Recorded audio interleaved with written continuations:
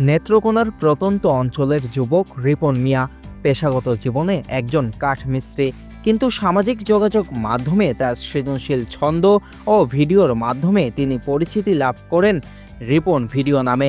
Facebook page Ripon video থেকে তিনি ছোট ছোট ছন্দ তৈরি করে তা ফেসবুকে ভিডিও আকারে উপস্থাপন করতেন, যা সামাজিক মাধ্যমে ব্যাপকভাবে ভাইরাল হয়ে যায়।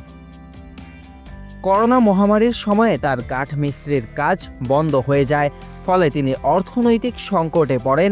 এই সময়ে তিনি একটি ভিডিও বার্তায় তার সংসারের ভঙ্গুর অর্থনৈতিক অবস্থার কথা জানান, যেখানে তিনি তার রান্নাঘরে কিছু চাল দেখিয়ে বলেন, দেখেন বন্ধুরা, কয়েকটা চাল আছে, এটাও একজনের কাছ থেকে ধার করে আনা, খুব কষ্টে আছি বন্ধুরা। এই ভিডিওতে তার মাও উপস্থিত ছিলেন, যিনি বলেন, আমার পোলাটার ভিডিও দিয়া মানুষ কত কত টাকা না কামায়, আর আমার পোলার ঘরে চাউল নাই। এই ভিডিওটি সামাজিক যোগাযোগ মাধ্যমে ব্যাপক সাড়া ফেলে এবং অনেকেই তার পাশে দাঁড়ানোর আহ্বান জানান। বর্তমানে রিপন মিয়া সোশ্যাল মিডিয়ায় সক্রিয় রয়েছেন এবং তার ভিডিওগুলো ফেসবুক, টিকটক এবং ইউটিউবে জনপ্রিয়তা পাচ্ছে।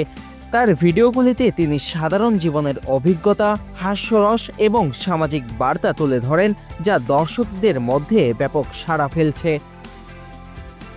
রিপন মিয়ার এই যাত্রা প্রমাণ করে যে সৃজনশীলতা এবং আত্মপ্রকাশের মাধ্যমে একজন সাধারণ মানুষও অসাধারণ কিছু করতে পারে।